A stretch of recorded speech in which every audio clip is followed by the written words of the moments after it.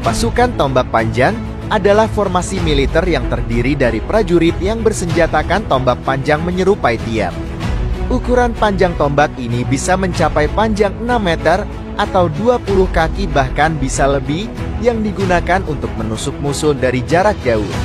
Senjata ini selalu ada dalam sejarah peperangan dari era klasik hingga masa Renaissance.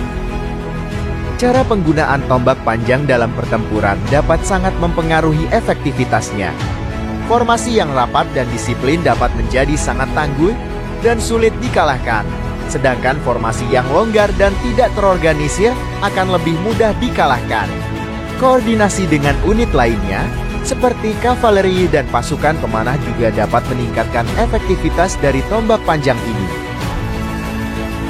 Contoh tombak panjang yang digunakan dalam sejarah militer adalah doru. Doru atau dori adalah tombak panjang yang digunakan oleh pasukan hoplite pada masa Yunani kuno. Senjata ini terbuat dari kayu dan memiliki ujung logam yang tajam. Pasukan hoplite menggunakan doru ini untuk menusuk dalam pertempuran jarak dekat dan untuk menjaga formasi pertempuran. Panjang doru biasanya sekitar 2,5 hingga 3 meter atau 8 hingga 10 kaki dan terbuat dari kayu keras. Ujung tombaknya terbuat dari perunggu atau dari besi. Ujungnya ini bisa berbentuk segitiga, daun willow, atau belah ketupat. Pegangan dori biasanya dibungkus dengan kulit atau tali untuk memberikan cengkeraman yang lebih baik.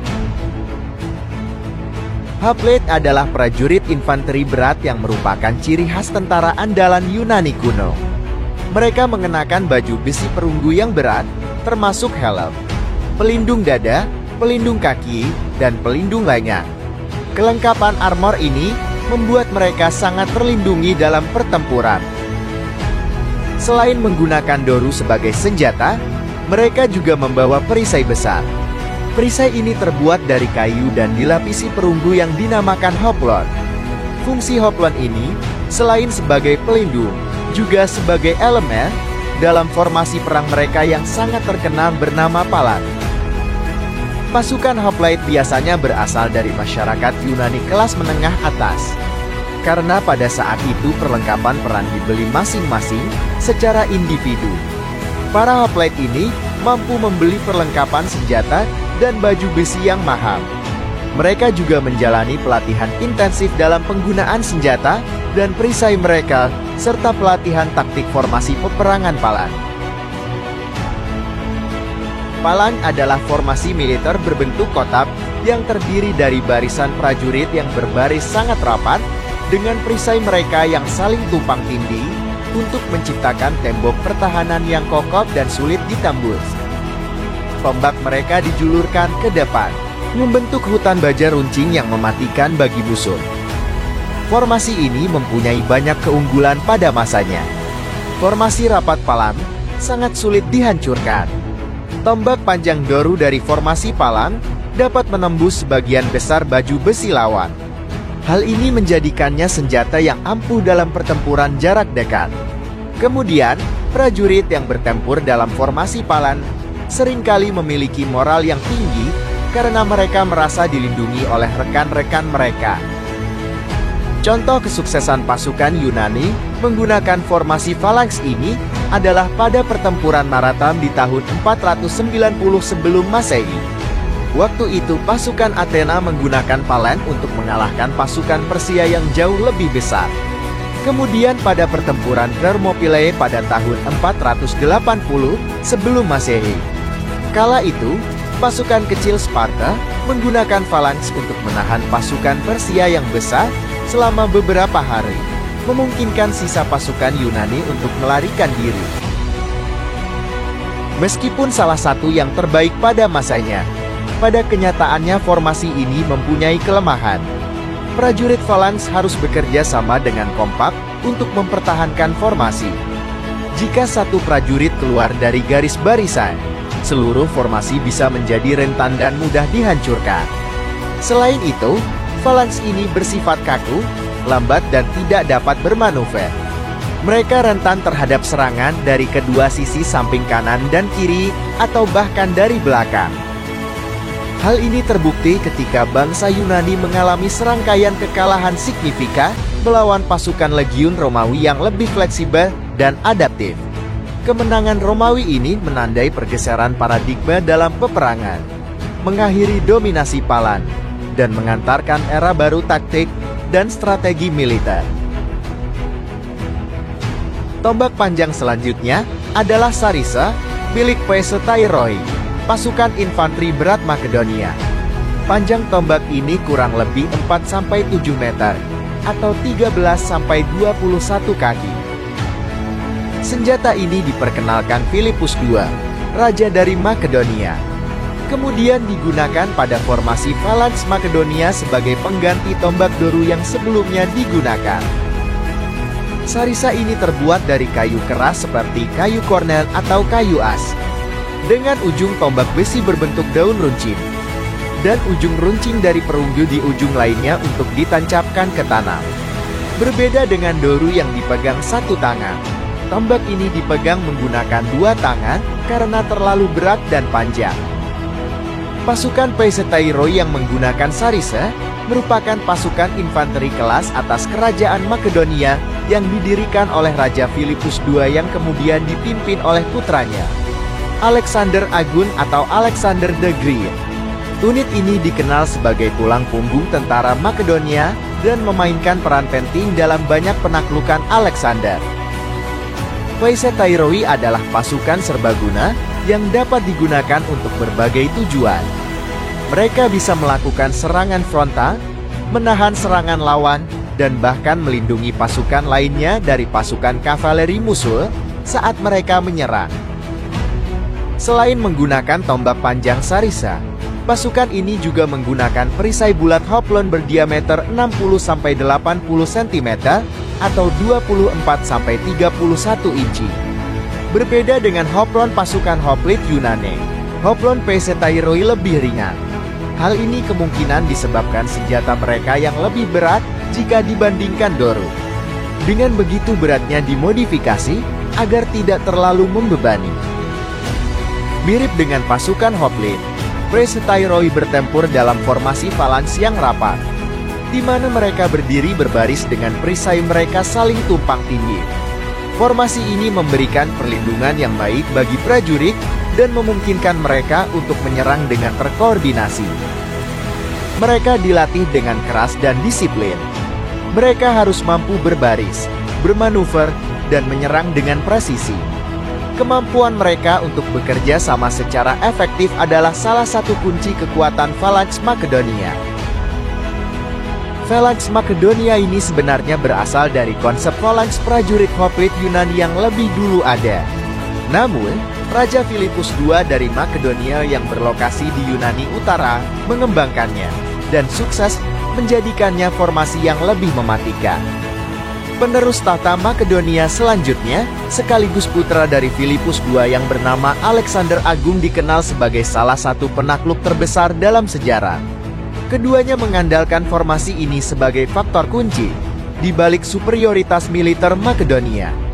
Dan pada masa Alexander Agung ini, Makedonia dengan cepat memperluas wilayahnya dan menaklukkan banyak kerajaan-kerajaan dari Yunani, Mesir, Persia, hingga ke India. Berbeda dengan formasi phalanx hoplite sebelumnya yang hanya 4-8 barisan prajurit, Phalanx Makedonia memiliki kedalaman hingga 16 barisan, bahkan terkadang 32 barisan. Tentunya hal ini meningkatkan kekuatan dorong dan daya tahan formasi.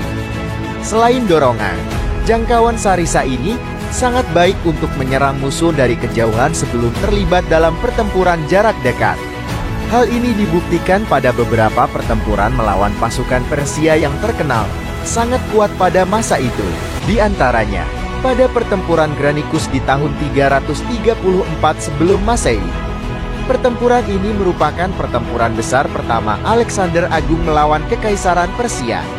Saat itu Phalanx Makedonia berhadapan dengan kavaleri Persia yang jauh lebih besar, namun dengan strategi yang sempurna dan keberanian yang luar biasa. Mereka mampu mengalahkan pasukan Persia dan membuka jalan bagi penaklukan Asia Kecil. Kemudian pada pertempuran Isud di tahun 333 sebelum Masehi. Pertempuran ini merupakan salah satu pertempuran terbesar dalam sejarah kuno. Alexander Agung memimpin pasukan Makedonia melawan pasukan Persia yang dipimpin langsung oleh Raja Darius III. Saat itu, Phalanx Makedonia sekali lagi menunjukkan kekuatannya, menerobos barisan kavaleri dan infanteri Persia, sehingga pada akhirnya sukses memaksa Darius III melarikan diri.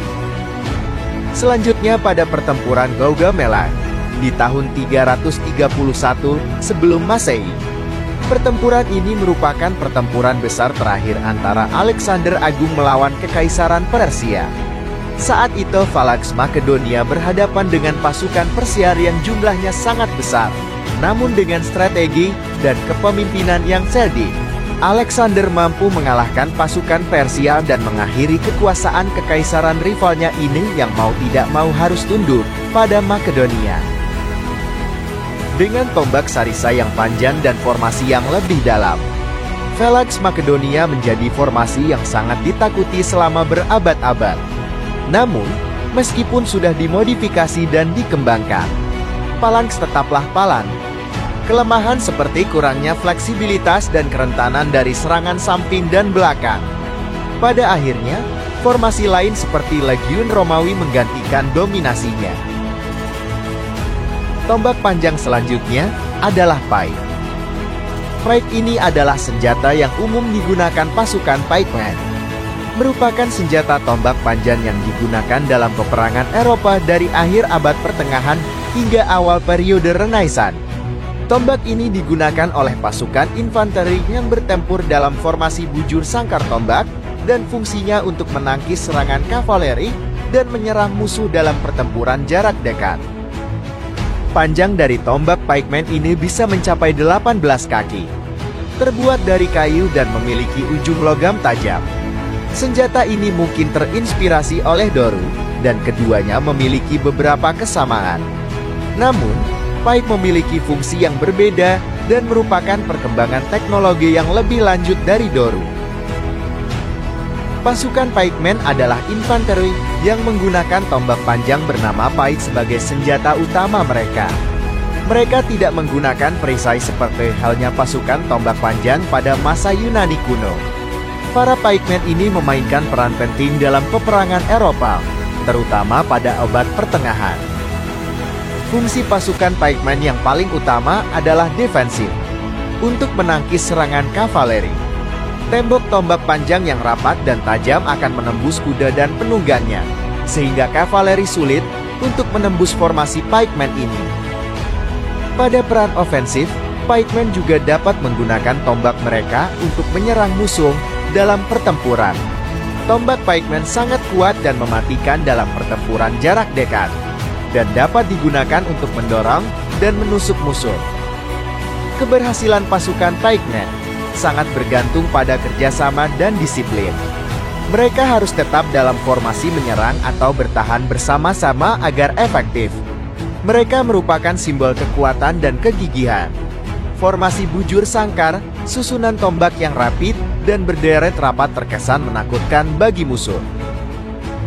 Formasi bujur sangkar pikeman berbeda dengan formasi Phalanx. Formasi pada masa Yunani dan Makedonia kuno memiliki kelemahan yang krusial, yaitu serangan dari samping dan belakang.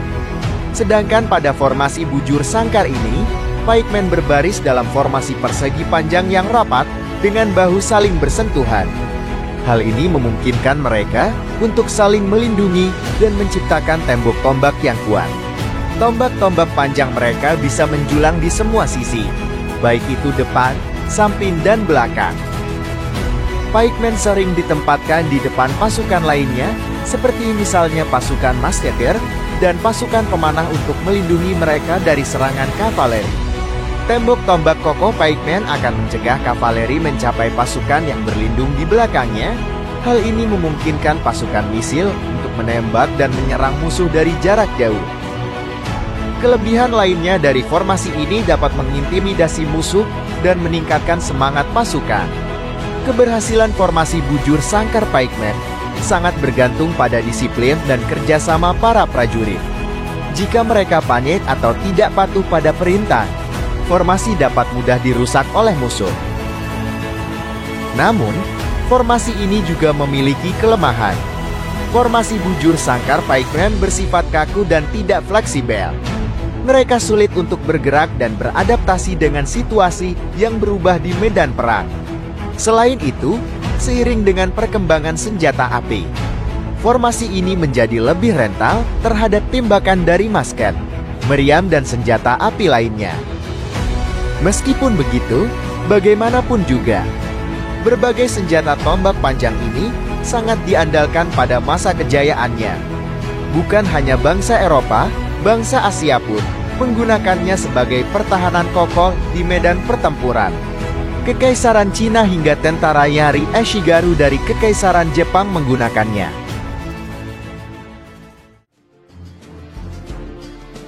Semoga konten ini bisa menambah wawasan dan menjadikan kualitas hidup kalian jadi lebih baik lagi. Ingatlah akan hal ini. Setiap orang harus kalah dalam pertempuran di masa mudanya, sehingga dia tidak kalah dalam perang yang sesungguhnya ketika dia sudah tua. Jika dianggap bermanfaat silahkan like, follow, dan subscribe. Dan jika ada yang ingin disampaikan, atau ada masukan juga request untuk pembahasan konten selanjutnya, silahkan isi kolom komentar. Sampai jumpa di konten berikutnya.